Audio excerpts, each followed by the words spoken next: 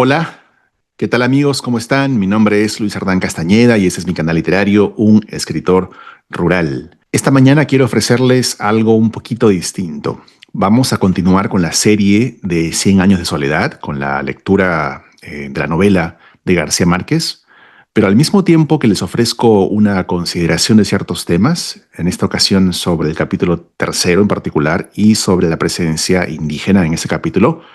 Quiero también al mismo tiempo hacer una suerte de reflexión metapedagógica, es decir, contarles un poquito acerca de cómo yo hago para enseñar esta novela en mis clases, qué técnicas, estrategias utilizo, qué herramientas empleo, para así no solamente hablar de la novela, sino también de su enseñanza en un contexto universitario. Como ustedes saben, yo soy profesor en la Universidad de Middlebury College en Vermont hace mucho tiempo y un par de veces por año, una vez en cada semestre, me toca la oportunidad de enseñar algún curso de literatura de mi elección, siempre dentro del área de literatura latinoamericana.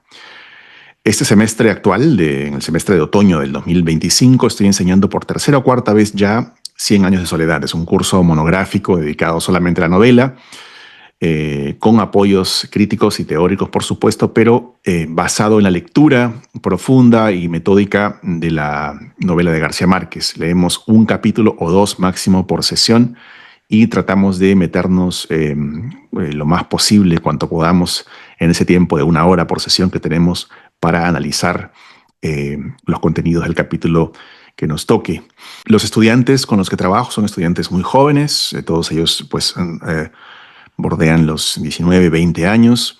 Son estudiantes norteamericanos, estadounidenses, que tienen como lengua materna el inglés, aunque también hay otros estudiantes con otros idiomas como primera lengua. Pero también son estudiantes que tienen una experiencia más o menos profunda con el español. Están en su cuarto año de estudios, han llevado una serie de cursos, no solamente de lengua, sino de cultura y de literatura. Tienen ya un bagaje literario, una cierta aproximación, una cierta experiencia de aproximarse a los textos de la narrativa latinoamericana. Entonces llegan ya con unas credenciales, digámoslo así, para poder enfrentarse a la novela de García Márquez, que es un reto para ellos, porque es una novela que, por un lado, es quizá más extensa de lo que han leído antes en sus carreras y también tal vez un poco más compleja. Además, estos estudiantes, muchos de ellos, la mayoría diría yo, tienen ya la experiencia de haber vivido en el extranjero durante un semestre o dos, ¿no? Algunos de ellos durante un año entero entonces y otros durante un ciclo, como estudiantes de intercambio, de study abroad, en países como España, Uruguay, Argentina y Chile, que son los principales países con los cuales tenemos la posibilidad aquí en Middlebury de mandar a nuestros estudiantes, ¿no? Entonces, son estudiantes con una experiencia del idioma, con un bagaje cultural y literario y con una también vivencia directa de la cultura latinoamericana en algunos de los países que han visitado, ¿no? Bueno, pues para poder explicar estos temas, me gustaría compartir con ustedes los materiales de enseñanza que empleo en mi clase de 100 años de soledad. Yo trabajo con Google Slides para proyectar estas diapositivas que me ayudan a estructurar mi clase, que son como una especie de espina dorsal o de columna vertebral de mi clase. En vez de usar PowerPoint como usaba antes, porque me parece que Google Slides es más práctico, es más compartible, es más interactivo, ¿no? Ellos pueden intervenir en mis slides, pueden verlas en cualquier lugar, en fin. En Google Slides no es por hacerle propaganda a Google, pero me parece más práctico para mis fines en este curso. Bueno, pues vamos al capítulo 3 de 100 años de soledad. Este es, como decía, el tercer video de una serie de videos dedicados a la novela de García Márquez. En este capítulo nos vamos a enfocar en la huella indígena, en el impacto de la cultura guajira, wayú, en Macondo y en la familia de los Buendía. Empecemos con este mapita de la costa colombiana, de la zona caribeña de Colombia, para señalar que en la zona amarilla, en la región de la península de La Guajira, esta zona colindante con Venezuela, se concentra la población wayú de Colombia, ¿no? Podemos imaginar que desde este, digamos, espacio señalado en amarillo, desde esta zona subrayada o destacada en color amarillo, partieron tanto Visitación como Cataure, estos dos hermanos guajiros que dejaron atrás su casa, su reino, huyendo de la peste del insomnio para internarse en el país, para subir la cordillera y para asentarse en Macondo, que está un poco más al sur de lo que vemos aquí en el mapa, ¿no? Podríamos decir entonces que lo que vemos es una especie de anábasis, ¿no? Recordando los conceptos claves de la clase pasada, de la clase 2, que eran anábasis y catábasis. La anábasis es la profundización, la interiorización, el ingreso hacia la provincia y también la subida de la montaña, ¿no? De los Andes en este caso, mientras que la catábasis es la salida por mar hacia tierras más bajas y la interconexión con el exterior, con Europa y con el mundo, ¿no? Digo con Europa porque es, digamos, un poco el horizonte cultural de los macondinos, aunque después, cuando llega la compañía bananera, también hay una presencia fuerte, digamos, un influjo fuerte de lo norteamericano, de lo estadounidense, ¿no? El mapa ayuda entonces a visualizar estas dinámicas. Siempre suelo iniciar mis clases con una pregunta de reflexión inicial. Se trata de una pregunta a la cual intento responder siempre con una hipótesis preliminar que de ninguna manera busca imponer una cierta verdad o interpretación oficial del profesor verticalmente por encima de las opiniones diversas de los estudiantes, ¿no? Cuando hago una clase, la tesis preliminar funciona siempre como una orientación, como una guía, como una sugerencia, pero en ningún caso como una ley, ¿no? Suelo comenzar entonces con la pregunta: ¿cuál crees que es el gran tema unificador del tercer capítulo? Y la respuesta que tengo acá abajo es la respuesta que presento como primera aproximación al asunto. Una aproximación que será revisada, será cuestionada, será discutida con los estudiantes de forma colectiva y que buscaremos, digamos, trascender al final de la clase para llegar a una respuesta más ajustada que refleja mejor la dinámica de la conversación. Entonces empiezo proponiendo la reflexión inicial de que la presencia indígena, marcada por la fuerza de la anábasis, se instala en los márgenes de la sociedad de Macondo, de la Casa de los Buendía, y subvierte las bases sociales de ese contexto, tanto en el lenguaje, porque la lengua guajira empieza a socavar entonces las bases del español como lengua dominante, también en las costumbres, porque, por ejemplo, las comidas, ¿no? Los caldos de lagartija, el comer tierra, en fin, estas costumbres que son traídas por la huella guajira a la Casa de los Buendía, comienzan a poner un poco patas arriba los hábitos y el orden instaurado en la vivienda por Úrsula, precisamente, que es la matriarca que domina el ámbito doméstico, ¿no? Y en tercer lugar, también se socava o se cuestiona o se pone un poco en crisis la ley del patriarcado, que si bien Úrsula es, como decía, una matriarca en el ámbito doméstico, está limitada a ciertos aspectos, ¿no? Porque finalmente quien impone la dirección, quien se constituye en el patriarca fundamental de la casa, aunque después será absorbido por la locura y tendrá que dejar ese rol, es José Arcadio Buendía, su esposo, ¿no? En otras palabras, la presencia indígena, marcada por la anábasis, supone una suerte de peste transformadora, ¿no? La metáfora de la peste, de la enfermedad, del foco infeccioso, del virus, es fundamental para comprender cómo los guajiros van infiltrando la Casa de los Buendía y transformándola desde la niñez hacia la adultez, es decir, sembrando sus semillas en las bases de la casa, en la infancia, en personajes como los niños, como por ejemplo Arcadio, como por ejemplo Amaranta, además, y demás, para a partir de allí cambiar las cosas, ¿no? Cambiar las cosas en la Casa de los Buendía. Bien. Suelo además, cuando presento estos temas, tratar de incluir algún tipo de contenido real que suponga o que proponga una información de tipo sociológico, de tipo periodístico, de tipo antropológico, económico, político, en fin, algún tipo de documento real que complemente la discusión y la ponga en contexto, ¿no? En este caso, traje un par de datos nomás sobre el Wayuunayki, la lengua guayú en Colombia, para que los estudiantes pues se enteren un poco del asunto y lean también al respecto, porque aquí abajo hay una fuente, un pequeño artículo, un breve artículo que colgué para que ellos lo lean con anticipación y vengan preparados a la discusión, ¿no? Les menciono, por ejemplo, que la lengua indígena más hablada en Colombia es precisamente el Wayuunayki, que hay más o menos 600.000 hablantes en el país, concentrados en la península de La Guajira, como ya hemos visto en el mapa y que seguimos viendo acá en el segundo mapita que les traje. También les comento que Es una lengua en riesgo de extinción por efecto del conflicto armado interno que sufrió Colombia, que sigue sufriendo Colombia y que ha marcado al país de mil maneras y, por supuesto, poniendo en riesgo, aún más en riesgo, a lenguas vulnerables como la lengua wayú, ¿no? Una pregunta que intenta guiar la recepción de este artículo, o en todo caso incorporar el artículo a la discusión literaria, es la siguiente: ¿cómo aparecen los guajiros en la novela?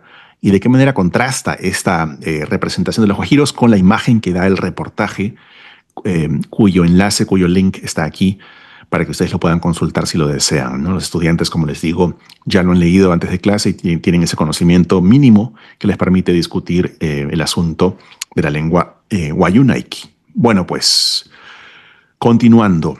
Continuando con la aproximación a la novela misma, es decir, ya es momento de entrar en materia y de comentar los núcleos temáticos del capítulo tercero. Hay aquí una serie de puntos, pero todos ellos giran en torno a lo que yo considero que es, o a lo que propongo que es, el asunto fundamental de este capítulo, que es el primer riesgo exterior que ingresa en Macondo desde afuera y que pone en crisis el status quo de la casa, ¿no?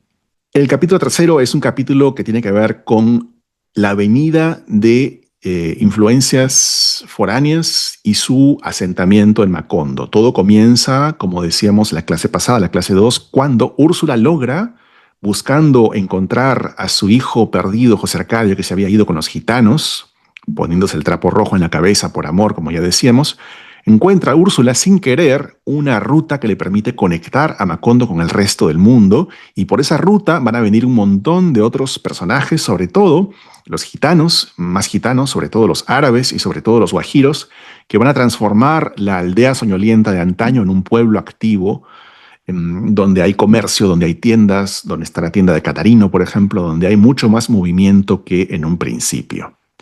Dentro de ese contexto o esa oleada de visitantes foráneos que ingresan a Macondo y lo transforman y lo ponen en riesgo también, están Visitación y Cataure, estos dos hermanos guajiros que son príncipes de un reino perdido que fue asolado y destruido por la peste del insomnio, ¿no? Llegan y se ponen al servicio de los Buendía, se convierten en sirvientes de la casa de los Buendía.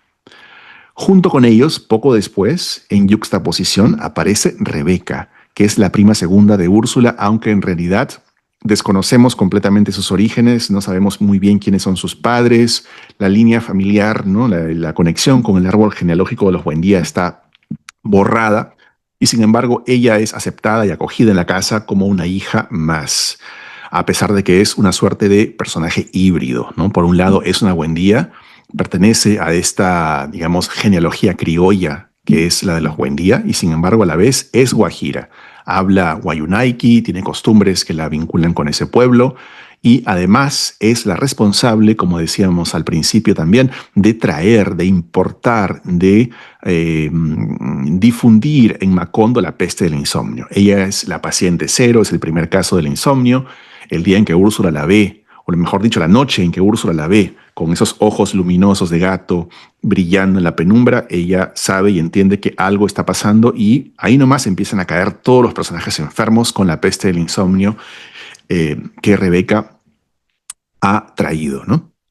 Esta peste acaba con el retorno de Melquíades. Melquíades pone fin a la crisis a través de la escritura y la daguerrotipia, es decir, técnicas para registrar el presente, técnicas que utilizan la tecnología, ¿no? y el lenguaje para conservar lo huidizo y para mantener una cierta cordura en la casa, ¿no? Yo diría que Melquíades supone aquí la reintroducción o digamos, la restauración del paradigma occidental en Macondo, que había sido cuestionado, que había sido puesto en crisis por la influencia indígena y por la difusión de la peste del insomnio a través de esa influencia indígena.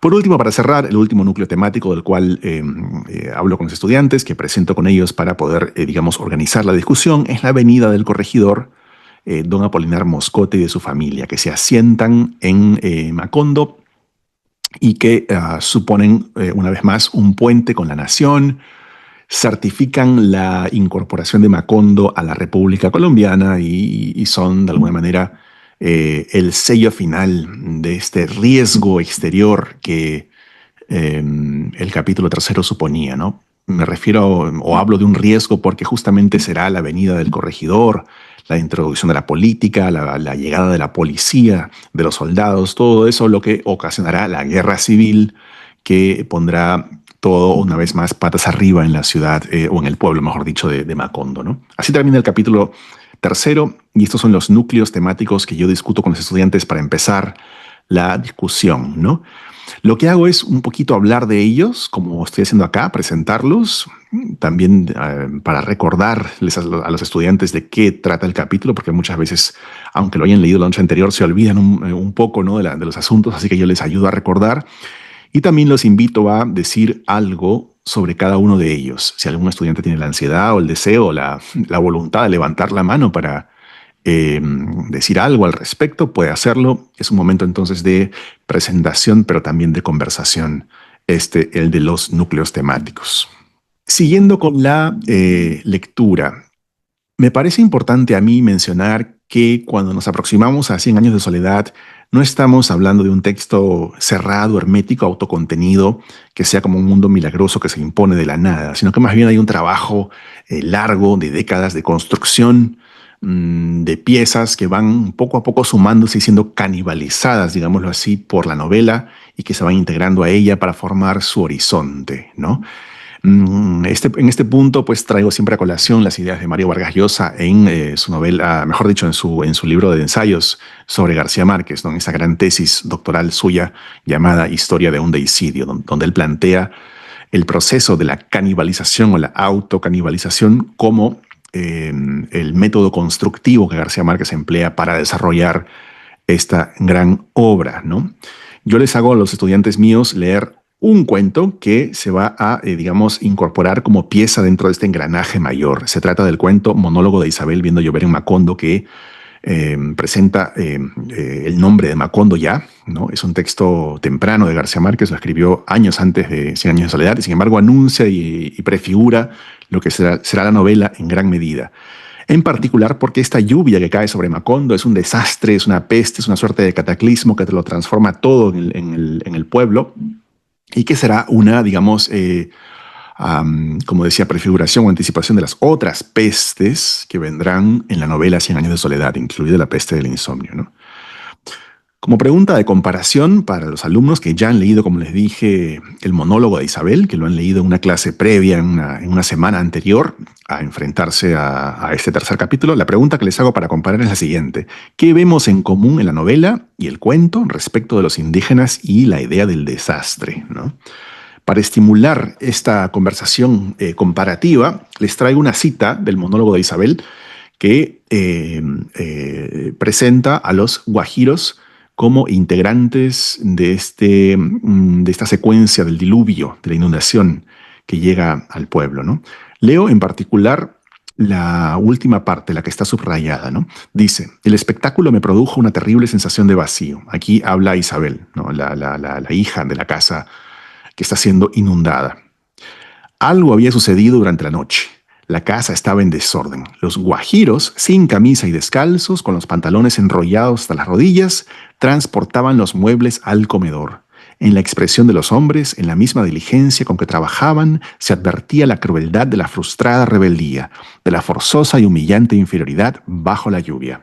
Bueno, pues, dos apuntes con respecto a esta cita. En primer lugar, este tono reivindicatorio, crítico, cuestionador, de justicia social, de, digamos, solidaridad con los oprimidos, en este caso son los guajiros, no está presente en la misma medida en la novela, ¿no? En la novela, más bien diría yo, hay una naturalización de la servidumbre como algo, pues, cotidiano que no merece mayor comentario. Acá sí hay un cierto rechazo de esta opresión que sufren los guajiros dentro de la casa.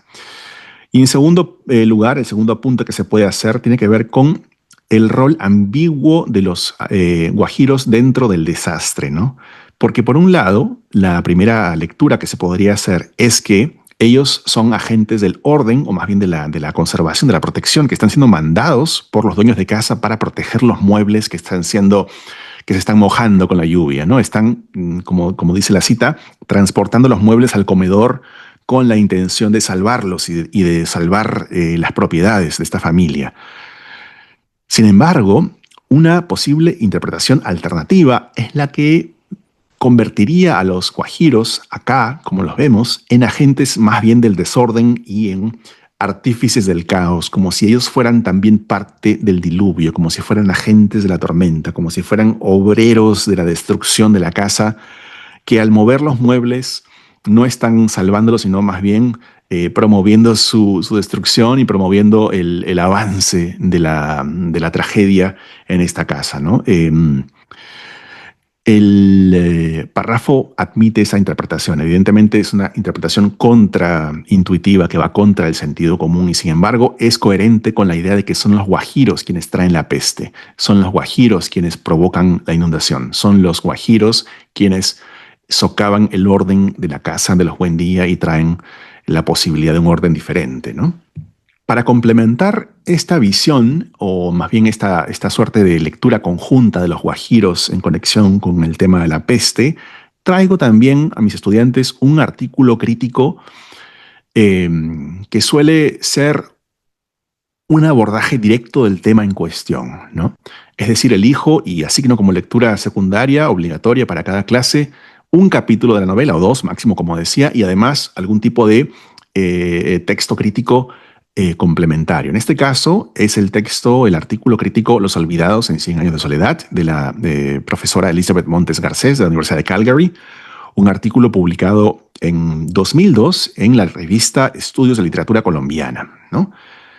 Es un artículo, como se puede ver, no demasiado reciente, tiene ya 23 años. Trato de no hacer esto. Mi preferencia es por artículos que reflejen el estado actual del campo de estudios y, sin embargo, a veces, cuando hay un artículo particularmente ajustado, cuando encaja nítidamente con el tema que quiero tratar, sí me doy la libertad de usar fuentes un poquito más antiguas. En este caso, el artículo de Elizabeth Montes Garcés me sigue funcionando y lo sigo asignando por esa razón. El resumen dice lo siguiente: este ensayo demuestra que en 100 años de soledad la caracterización de personajes marginales como los indígenas guajiros y Rebeca Buendía subvierte las premisas bajo las cuales se construye la nación según los conceptos de Homi Bhabha en The Location of Culture, ¿no? Es decir, los personajes guajiros, marginales, femeninos, entre los cuales Montes incluye directamente a Rebeca Buendía, son los agentes de una subversión, de un socavamiento, de una crítica, de un descentramiento de la autoridad criolla de los Buendía, ¿no? Esto me parece interesante porque de alguna manera veo yo un eco con asuntos contemporáneos como, en fin, el auge del feminismo, como también, digamos, el énfasis en las voces femeninas dentro de la escritura. En todo caso, es un tema que resuena bien con los estudiantes y es un artículo que suele ser bien recibido por ellos, ¿no? Para complementar un poco la idea de Montes Garcés aquí, leo lo que está en azul. En 100 años de soledad, la peste del insomnio es un momento clave de la novela en el que se manifiesta el discurso de los marginados, ¿no? Es decir, Montes Garcés no ve la peste como una tragedia terrible que debe ser solucionada a través de la reimposición del orden que Melquiades trae a través de la guerrotipia y de la escritura, sino que Montes observa esta peste como una oportunidad de apertura, como una infiltración de la voz de los marginados, que puede ser disruptiva, por supuesto, que puede ser aparentemente negativa y destructora, pero que en el fondo está señalando un cambio en el régimen de la casa, ¿no? Un cambio bienvenido, en todo caso, un cambio que puede ser exteriormente caótico y nefasto, pero que está en realidad exponiendo lo que era caótico y nefasto en principio, que era justamente el orden criollo de los Buendía, ¿no? Ahora, habiendo planteado las bases críticas, teóricas de la discusión y habiendo puesto sobre la mesa los núcleos temáticos a discutir, siempre intento traer algún tipo de sorpresa para los estudiantes, ¿no? Algún tipo de novedad o algún tipo digamos, contribución tangencial que enriquezca la discusión. En el caso de esta clase, lo que hice, lo que les comento, es que traje un análisis semántico cuantitativo del léxico indígena en Cien años de soledad, del capítulo tercero en particular, un análisis elaborado a través de la inteligencia artificial, a través de ChatGPT, ¿no?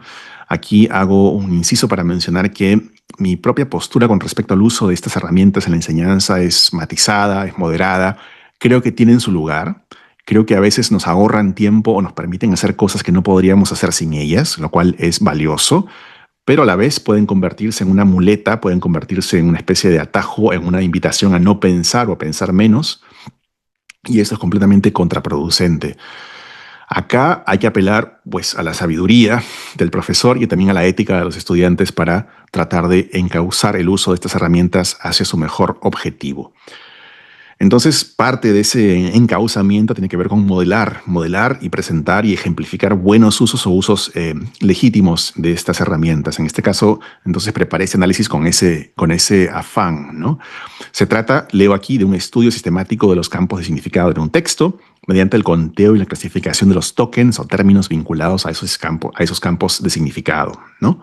Se trata de cuantificar la presencia y frecuencia del campo indígena guajiro dentro del capítulo tercero de la novela. Eso fue lo que hice y estos fueron los resultados que les presento acá, ¿no? En primer lugar, las funciones cuantificables en la trama de esos términos relacionados con el campo semántico de la indígena.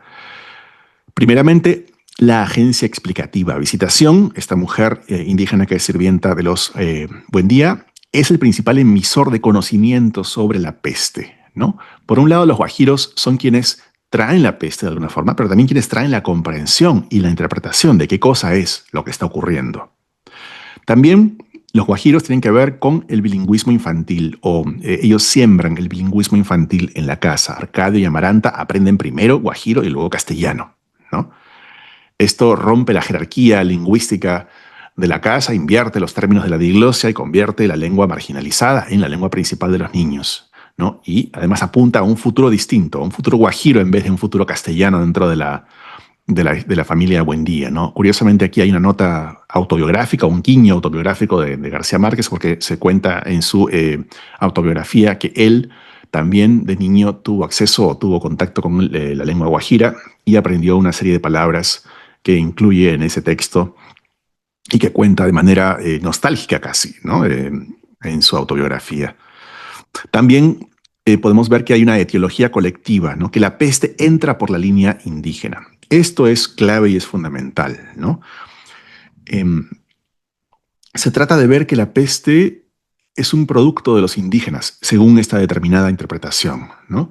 Que la anábasis, es decir, el traslado de estas figuras indígenas, que son Visitación, Catauri y Rebeca, de la zona costera de La Guajira hacia el interior y hacia Macondo, es el canal por medio del cual ingresa el desastre en la casa, ¿no? Desastre que, como decíamos para Montes Garcés, la autora crítica que estamos utilizando para esta clase, no es realmente un desastre ni una tragedia, sino más bien una oportunidad de cambio, una oportunidad de reestructuración profunda de la Buendía, ¿no? Y por último está el tema de la memoria y el olvido. El subcampo indígena desencadena el sistema de etiquetado. Recordemos que Aureliano tiene esta idea, este proyecto, ¿no? De solucionar la peste del olvido mediante la elaboración de pequeñas tarjetitas o etiquetas que se colocan en los objetos y en los animales para recordarles a los humanos de qué va el mundo, ¿no? Es una especie de intento ridículo por preservar el lenguaje cuando todo está siendo perdido, cuando todo se está diluyendo dentro de la amnesia colectiva que se expande y se esparce por la casa y por el pueblo. Bien. Estas son algunas funciones cuantificables en la trama, algunas funciones de lo indígena, quiero decir, dentro de la trama. Más conclusiones, ¿no? ¿Qué revela la cuantificación? Vamos a la parte inferior de la diapositiva. Primero, que hay una baja frecuencia de la aparición de los términos vinculados a lo indígena, pero una alta influencia en el resto de la trama. O sea que con muy pocos tokens, con muy pocas apariciones de las palabras indígenas, este campo semántico gobierna la macroestructura del capítulo porque desencadena la peste, desencadena la pérdida de la memoria y hace necesaria la implementación de este régimen de signos o etiquetas o pequeños letreritos para recordar las cosas, ¿no? Es decir, que con poca presencia tiene una fuertísima influencia. La lengua guajira no es ornamentación folclórica en este capítulo, sino que desplaza el eje cultural de la Casa Buendía y prepara el giro semiótico del capítulo. Con giro semiótico me refiero al término de Julia Kristeva, es decir, el abandono de lo simbólico, el abandono del plano simbólico del lenguaje adulto para ingresar en un ámbito más corporal, más erótico, más terrenal, menos lingüístico y menos simbólico, justamente, ¿no? Es interesante porque ChatGPT está utilizando o usando términos teóricos que yo mismo, que han formado parte de mi conversación previa con la inteligencia artificial, ¿no? ¿Verdad? Yo he hecho preguntas, digamos, he dado instrucciones dentro de un contexto de diálogo en el cual la máquina aprende de los términos que yo utilizo y me los devuelve, ¿no? Lo cual puede ser un poco problemático, justamente ya lo sabemos, porque la inteligencia artificial tiene este afán por complacernos, ¿no?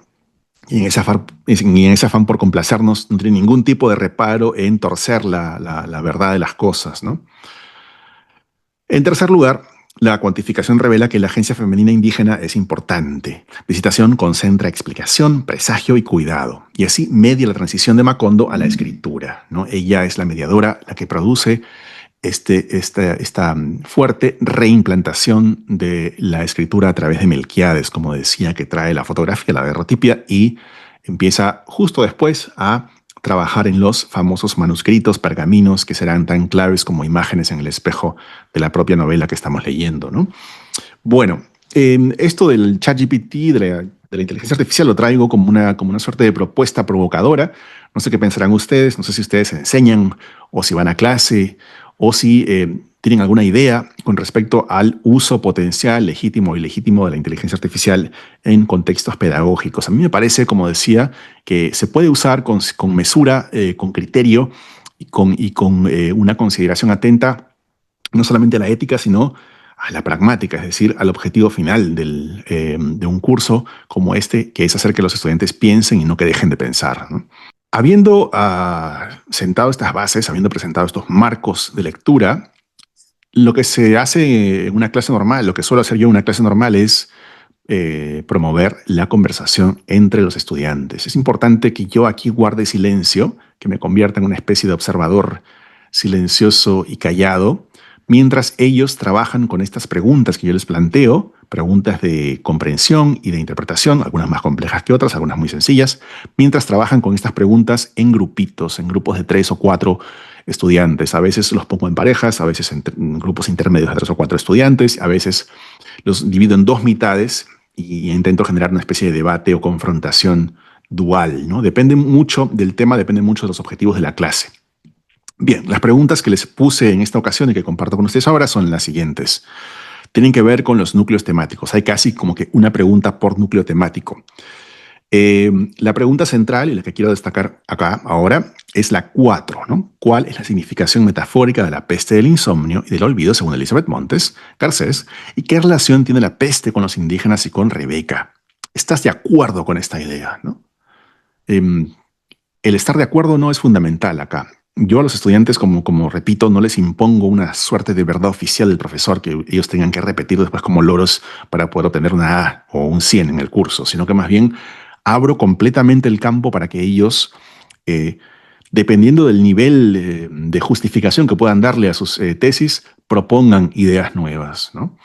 Entonces les planteo esta idea, los dejo hablar, los dejo discutir, yo me callo y luego al final de la discusión en grupos, que dura siempre unos 10, 15, 20 minutos, en fin, no demasiado, hay una puesta en común en la cual traemos las diferentes ideas, intentamos jalar los diferentes hilos de la discusión y llegar a ciertas digamos, núcleos temáticos ahora mismo, pero de la propia conversación. Es decir, mejor dicho, más que núcleos temáticos, me refiero a líneas comunes o convergentes o divergentes en el pensamiento grupal de la clase, ¿no? Bueno, siguiendo entonces, en fin, también les traigo algunas citas, ¿no? Que pueden ser inspiradoras o que pueden de alguna forma orientar su comprensión de los temas, ¿no? Por ejemplo, en la pregunta 2, que era sobre la caracterización de los indígenas, la palabra dócil, la palabra servicial, son interesantes para entender cómo están descritos en el texto, evidentemente. ¿No? Y comparemos con la aparición de los indígenas en el cuento del monólogo de Isabel, donde hay una crítica mucho más fuerte a la servidumbre, mientras que aquí hay, como decía, una aceptación una situación prácticamente inocente o falsamente inocente, nunca se sabe con el narrador, porque es un narrador a veces civilino, el de García Márquez, ¿no? Pero en todo caso parece haber una naturalización de la servidumbre en este caso, y las citas están para apoyar esa visión o no. Puede que los estudiantes estén de acuerdo, puede que no. Intento, como digo, no orientarlos en una dirección o en la otra. Más citas con respecto a las diferentes preguntas de discusión. Y luego, lo que les comento acá es a dónde nos llevó todo esto, ¿no? En esta particular iteración, esta particular versión del curso que dicté, la discusión se fue por un camino bastante interesante, ¿no? Que nos llevó a considerar de lleno y en primer plano el nexo entre el insomnio y la amnesia, ¿no? Recordemos que la peste del insomnio es conocida como tal, suele ser referida de tal forma o de esa forma, pero incluye una segunda parte, una segunda dimensión, que es el olvido de las cosas, la supresión del lenguaje, ¿no? Del español, y la instauración o la implantación, o mejor dicho, la creación de un reino de silencio donde estamos más allá del lenguaje, ¿no? Y donde empezamos a olvidar no solamente las palabras, sino los recuerdos también. Empezamos a, digamos, olvidarlo todo, ¿no? Es importante el tema del olvido. Y cito con respecto al tema del olvido para que quede claro, y es una cita además que nos fue útil en la discusión en la clase, ¿no? Dice, pero pocos días después descubrió, se refiere aquí a Aureliano, ¿no? El hijo del fundador de José Arcadio Buendía. Descubrió Aureliano que tenía dificultades para recordar casi todas las cosas del laboratorio. Entonces las marcó con el nombre respectivo, de modo que le bastaba con leer la inscripción para identificarlas. Cuando su padre le comunicó su alarma por haber olvidado hasta los hechos más impresionantes de su niñez, Aureliano le explicó su método, y José Arcadio Buendía lo puso en práctica en toda la casa y más tarde lo impuso a todo el pueblo. Con un hisopo entintado marcó cada cosa con su nombre: mesa, silla, reloj, puerta, pared, cama, cacerola. Fue al corral y marcó los animales y las plantas: vaca, chivo, puerco, gallina, yuca, malanga, guineo. En fin, vemos aquí este intento irrisorio por preservar la memoria a través de una técnica bastante burda, ¿no? Que no es tan eficaz como lo es la literatura misma, como lo es el hielo, que sí tiene todo el potencial para mantener el recuerdo de las cosas, ¿no? Entonces, esta cita hace énfasis en esta vinculación entre insomnio y amnesia y resalta que no podemos olvidar la faceta del insomnio cuando hablamos de la peste. Pasó algo interesante en la discusión, que fue lo siguiente. Un estudiante me hizo notar que en el capítulo cuarto, es decir, en el siguiente capítulo, que no estaba, digamos, no era tema de discusión para esta clase, pero que ya lo había leído este estudiante por su cuenta, buen estudiante, por cierto, había en el capítulo cuarto una mención a la locura de José Arcadio Buendía, o mejor dicho, a cómo se vuelve loco José Arcadio Buendía, que reproducía a distintos niveles la estructura de la peste del insomnio y la amnesia. Es decir, como si la locura de José Arcadio Buendía, por su afición a los inventos de Melquiades y a su deseo de catábasis, ¿no? Es decir, de salir de Macondo para descubrir la modernidad, tenía una vinculación esencial con la forma en que la peste del insomnio había sido descrita en el capítulo 3, ¿no? Entonces, vayamos a una cita del capítulo 4 que ejemplifica esta relación o esta semejanza entre ambos momentos, ¿no? La peste colectiva del insomnio y la peste particular individualizada de la locura, de esa modernolatría, digámoslo así, de José Arcadio Buendía, ¿no? Voy a leer un poco, incluyendo la parte que está en azul, pero un poquito antes, para que se vea bien la similitud entre ambos fenómenos. Dice, José Arcadio Buendía consiguió por fin lo que buscaba. Conectó a una bailarina de cuerda el mecanismo del reloj. Se refiere a la bailarina de cuerda traída por Pietro Crespi, ¿verdad? Recordemos que Pietro Crespi había aparecido ya en la casa, en la historia de los Buendía. Y el juguete bailó sin interrupción al compás de su propia música durante 3 días. Aquel hallazgo lo excitó mucho más que cualquiera de sus empresas descabelladas. No volvió a comer, no volvió a dormir. Sin la vigilancia y los cuidados de Úrsula, se dejó arrastrar por su imaginación hacia un estado de delirio perpetuo del cual no volvería a recuperarse. Pasaba las noches dando vueltas en el cuarto, pensando en voz alta, buscando la manera de aplicar los principios del péndulo a las carretas de bueyes, a las rejas de arado, a todo lo que fuera útil puesto en movimiento. Lo fatigó tanto la fiebre del insomnio que una madrugada no pudo reconocer al anciano de cabeza blanca y ademanes inciertos que entró en su dormitorio. Era Prudencio Aguilar. Y aquí fíjense en esa estructura bipartita, en la misma lógica de la peste del insomnio, ¿no? Que se repite, digamos, individualmente en la locura, en el delirio de José Arcadio Buendía. Primero el no dormir y después el no recordar, el no poder identificar a Prudencio Aguilar, que es un fantasma omnipresente en la vida de los Buendía y sobre todo para él, ¿no? Deja de recordarlo, olvida, sufre de amnesia. La discusión de estas analogías o similaridades o similitudes nos llevó a darnos cuenta de que había que un poco cambiar de enfoque, había que dar un giro, había que dejar de vincular tanto la peste con la anábasis y había que ver más bien cuál era el lugar, o preguntarse más bien cuál era el lugar de la catábasis dentro de la irrupción de la peste, ¿no?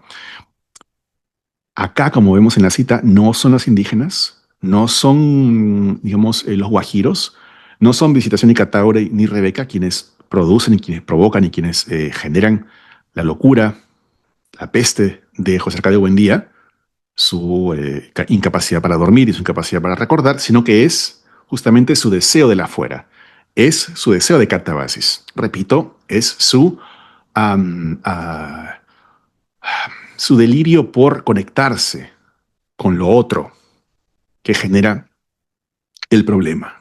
Juntos, los estudiantes y yo llegamos a la conclusión de que era legítimo conectar la peste con una suerte de premonición de los futuros estropicios que Macondo sufrirá en los siguientes capítulos, ¿no? Leo aquí, la peste anuncia futuros estropicios.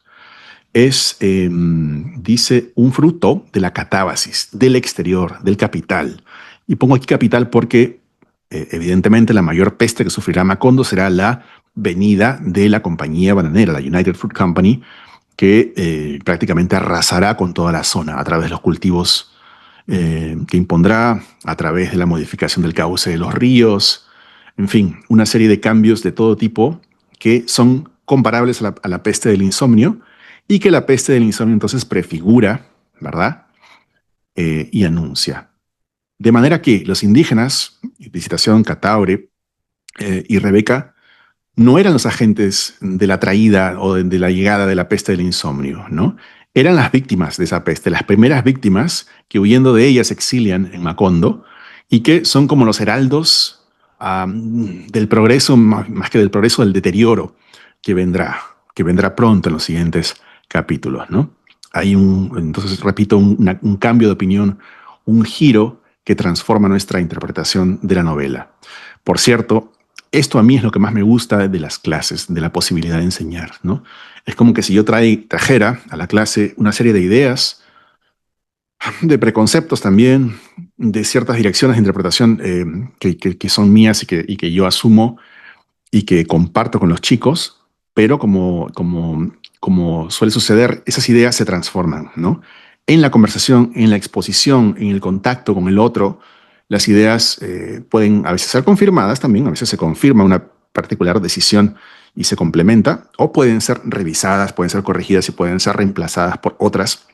Y en este caso es curioso porque fuimos de un extremo a otro, de la anábasis a la catábasis, ¿verdad? Asociamos primero la peste con los indígenas y con la oportunidad de reescritura de Macondo o de reestructuración de las bases del pueblo, y después terminamos diciendo que que la peste era más bien una hija de la catábasis y que era una suerte de consecuencia de la articulación de Macondo con el sistema capitalista y con el imperialismo norteamericano. Para terminar, ¿no? Dando un círculo, así trazando una especie de círculo perfecto, lo que hacemos en la clase es siempre volver a la tesis preliminar del comienzo de la sesión para ver cómo ha sido modificada por nuestra interacción con ella y nuestro diálogo en el aula, ¿no? Repito, la pregunta era, ¿cuál crees que es el gran tema unificador del tercer capítulo?